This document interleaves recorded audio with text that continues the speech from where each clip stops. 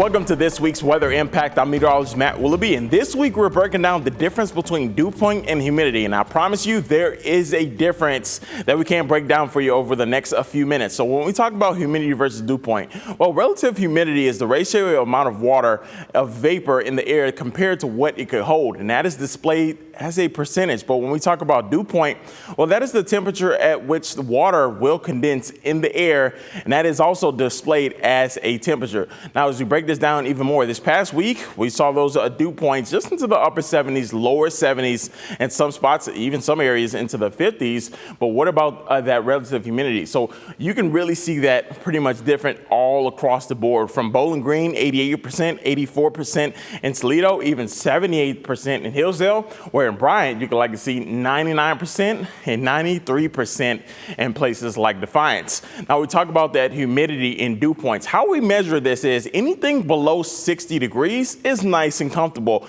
but you start to get a little bit humid in areas where you get from 60 to 65 degrees and extremely muggy.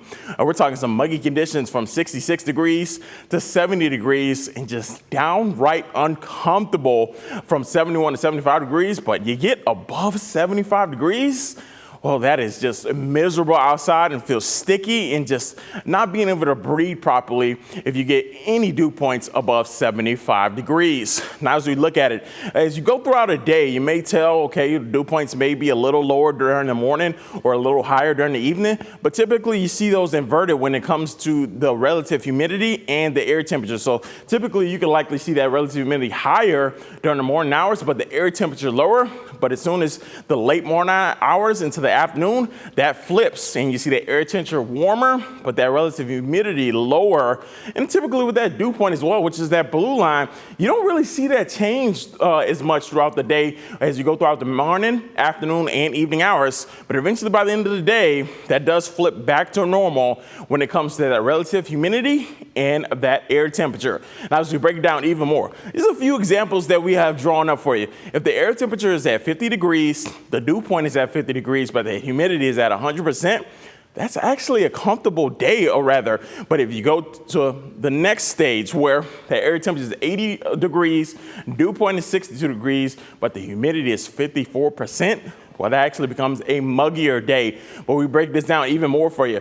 As we look at air temperature of 90 degrees, a dew point of 67 degrees, but the humidity at 47%, well, that is just downright a miserable day outside. So that's how we could break it down, and a few examples for you on how to tell the difference between what impacts dew point makes and the impacts that humidity makes on a comfy day or a miserable day. Now, those dew point impacts, the more days we see with muggier conditions and just miserable, hot and humid conditions, well, the more extreme weather we can likely see as you go throughout the next several days. So as you see more humid days, well, that could mean more extreme weather as well. And when we talk about less water for vegetation, we're talking that corn sweat. If we see more dew points and more days where you see those higher dew points, well, that means we could likely see less water for vegetation. But when we think about hot, humid conditions, humidity, dew points, well, that could likely also impact our tropics as well. If we see that along the coastal areas, along the Gulf coast, the Atlantic, well, that means that could impact those higher frequencies of tropical activity along the lakeshore areas of the Gulf of Mexico, and even also on the Great Lakes, where we could see warmer water temperatures affecting lake effect snow showers in places like Lake Michigan and on the eastern sides of Lake Erie. So we'll continue to track those impacts, and we'll have more weather impacts as we go throughout the next several weeks. I'm meteorologist Matt Willoughby. Thanks for joining this week's Weather Impact.